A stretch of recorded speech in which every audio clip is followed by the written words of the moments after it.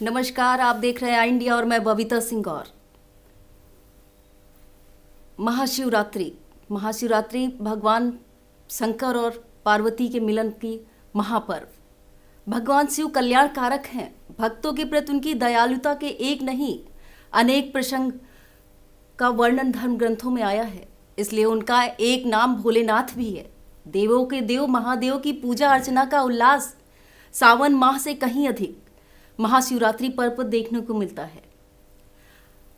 आज हम आपको आई इंडिया के स्टूडियो में हमारे साथ मिलाएंगे आचार्य संदीप शुक्ल धनंजय जी महाराज से।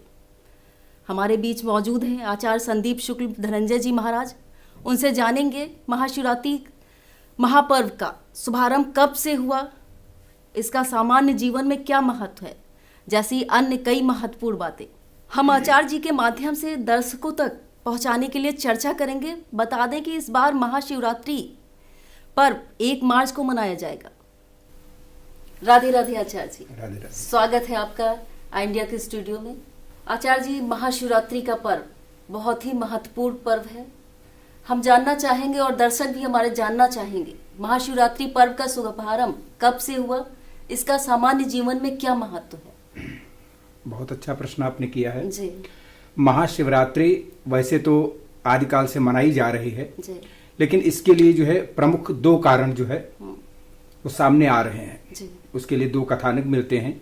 एक तो भगवान कार्तिकेय का जन्म होने के विशेष उद्देश्य के कारण ये महाशिवरात्रि हुई। जी। शिव कहते हैं कल्याण को, और शिवरात्रि यानी कल्याण की रात्रि। जी। तारकासुर को मारने के लिए कार्तिकेय का जन्म यानी शिव के पुत्र के जो है जन्म का अवसर ढूंढा जा रहा था। शिव जी का जो है विवाह हुआ, जिससे जो है कार्तिकेय का जन्म हुआ। तो विवाह के बाद की जो रात्रि, प्रथम रात्रि हुई, वो शिवरात्रि के रूप में अर्थात कल्याणकारी रात्रि के रूप में, क्योंकि जब तारकासुर का वध होगा तब लोगों का कल्याण होगा, इसलिए शिवरात्रि कल्याण रात्रि के रूप में मानी जाती है। दूसरा ये है, इसी दिन भगवान शिव शिवलिंग रूप जो है धारण किए थे, इसलिए भी इस शिवरात्रि को जो है विशेष माना जाता है। यह पर्व महाशिवरात्रि के रूप में माना जाता है। जी, बहुत बहुत अच्छा बताया आपने। कल्याण तो सभी चाहते हैं अपना। तो ये महाशिवरात्रि पर रुद्राभिषेक किन पदार्थों से करें एवं किससे अभिषेक करें, उससे क्या लाभ होगा लोगों का? देखिए, महाशिवरात्रि पर क्या किसी भी अवसर पर शिव का जब हम पूजन करते हैं या महाशिवरात्रि के अलावा भी जब हम रुद्राभिषेक करते हैं तो विशेष पदार्थों का, जैसे दूध से, दही से, घी से, शहद से, पंचामृत से, गन्ने के रस से, कुशा के जल से यानी कुशोदक से, इन पदार्थों से अभिषेक होता है। इनका सबका अलग महत्व होता है। जैसे पुत्र की प्राप्ति के लिए या समस्त कामनाओं की जो है पूर्ति के लिए दूध से अभिषेक किया जाता है। धन की प्राप्ति के लिए या यश की प्राप्ति के लिए गन्ने के रस से किया जाता है। विशेषता व्यवसाय वृद्धि के लिए शहद से किया जाता है। किसी व्यक्ति के ऊपर यदि कोई बीमारी है तो उसको कुशोदक से अर्थात कुशा के जल से अभिषेक करना ज्यादा उत्तम माना जाता है। उसके साथ में यदि व्यक्ति मुमुक्षु मोक्ष की कामना करता है तो सभी तीर्थों के जल से या गंगा जल से अभिषेक कर सकता है। पशुओं की यदि कामना है, कोई जैसे अपना जो है डेयरी का व्यवसाय आदि करता है, ऐसे व्यक्तियों के लिए दही से अभिषेक करना ज्यादा उत्तम माना जाता है। ये विशेष पदार्थ हैं। इसके अलावा और भी राशियों के आधार पर भी देखा जाता है, उसके आधार पर अभिषेक किया जाता है। जी, राशियों के आधार पे भी अभिषेक होता है। जी हाँ। जी, तो ये रुद्राभिषेक के लिए महाशिवरात्रि पे क्या शिववास देखना जरूरी है?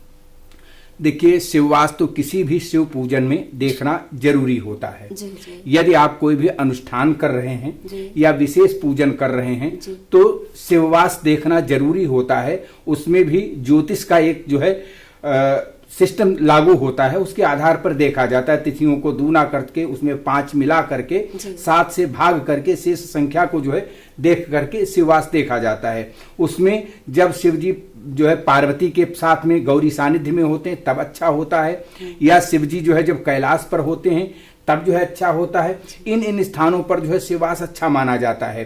लेकिन महाशिवरात्रि या कोई भी विशेष जो वार्षिक पर्व होता है उस पर यदि शिववास नहीं भी है तब भी जो है पूजन करने में कोई दोष लागू नहीं होता है। जी, बहुत अच्छा बात बताया आपने कि कोई दोष लागू नहीं होता है। अच्छा आचार्य जी, ये बताइए कि इस महाशिवरात्रि पर क्या कोई विशेष योग बन रहा है? यदि ऐसा है तो क्या इसका जनमानस पे क्या प्रभाव पड़ेगा? जी, इस बार जो है महाशिवरात्रि पर पंचग्रही योग बन रहा है। जी जी। 5 ग्रह एक साथ में जो है, जिसमें कि मकर राशि में मंगल, शनि, बुध, चंद्रमा और शुक्र, ये 5 ग्रह रहने से पंचग्रही योग बन रहा है। ये बहुत उत्तम, जनमानस के लिए तो बहुत उत्तम है, लेकिन देशों के लिए ये जो है बहुत उत्तम नहीं है। इसमें विवाद और कलह या युद्ध जैसी स्थितियां प्रायः बनती हैं, जो कि देखा भी जा रहा है वर्तमान समय में। तो देश और दुनिया में बहुत ही खराब स्थिति बनी रहेगी जी। तो आचार्य जी, ये 12 राशियों के जातक जो हैं, इन पे किन पदार्थों से अभिषेक करें और शिवरात्रि पर किस विधि से पूजन करें? शिव की विशेष कृपा पाई जा सकती है जिससे। जी, रुद्राभिषेक 2 प्रकार से विशेषतया होता है। जी। एक तो अष्टाध्यायी विधि से, जिसमें 8 अध्याय का पाठ किया जाता है शुक्ल यजुर्वेद के मंत्रों का, जिसमें भगवान भोलेनाथ के 1000 से अधिक नामों का उल्लेख होता है। उनका पाठ करते हुए शिवलिंग पर जलधारा दी जाती है या किसी पदार्थ विशेष की धारा दी जाती है। ये जो है रुद्राभिषेक का जो है विशेष क्रम होता है। दूसरा क्रम नमक चमक विधि से होता है, जिसमें जो है एक रुद्राभिषेक 11 रुद्राभिषेक के बराबर जो है उसका कार्य माना जाता है। तो उसमें जो है इस विधि से जो है, जैसे दूध, दही, पंचामृत, घी, शहद आदि से पूजन करके, रोली, कलावा, अक्षत, बिल्वपत्र आदि से पूजन करके, विशेषतया जो राशि के आधार पर पदार्थ बन रहा है उस पदार्थ को विशेष चढ़ा करके आप भगवान भोलेनाथ की कृपा प्राप्त कर सकते हैं। जी, बहुत अच्छी जानकारी दी आपने ये हमें। आचार्य जी, हम आपसे ये जानना चाहेंगे कि जैसे घरों में लोग शिवलिंग रखते हैं, तो किस पदार्थ या किस धातु का होना चाहिए जिससे हमें विशेष फल की प्राप्ति हो? देखिए, घरों में जो है, वैसे तो जो है शास्त्रों में बताया गया है कि अंगूठे से बड़ा शिवलिंग घर पे स्थापित नहीं किया जाता है। जी। और अगर जो है पार्थिव शिवलिंग का पूजन घर में किया जाता है, तो यदि सूर्योदय के समय, सूर्य रहते पूजन किया जाता है, तो सूर्यास्त से पहले उसका विसर्जन कर देना चाहिए। यदि रात्रि को जो है पूजन हो रहा है, तो सूर्य निकलने से पहले उसका विसर्जन कर देना चाहिए। अन्य जो है ग्रंथों के आधार पर घर में रखने के लिए पारद शिवलिंग, वो जो है बहुत अच्छा लक्ष्मी प्रदायक, व्यवसाय वृद्धि कारक होता है एवं उत्तम स्वास्थ्य देने वाला होता है। एवं स्फटिक शिवलिंग होता है, वो मानसिक संतुलन को बनाए रखता है एवं घर का वातावरण शांत रखता है। इसके साथ में नर्मदेश्वर शिवलिंग, वो चूंकि नर्मदा नदी में पाया जाता है और उसका चढ़ाया हुआ प्रसाद या निर्माल्य ग्राह्य है, इसलिए उसको घर में रखने का विधान विशेषतया है।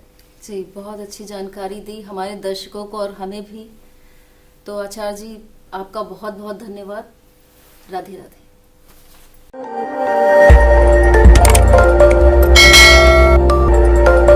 खबर आपकी, नजर हमारी। देखते रहिए आई इंडिया।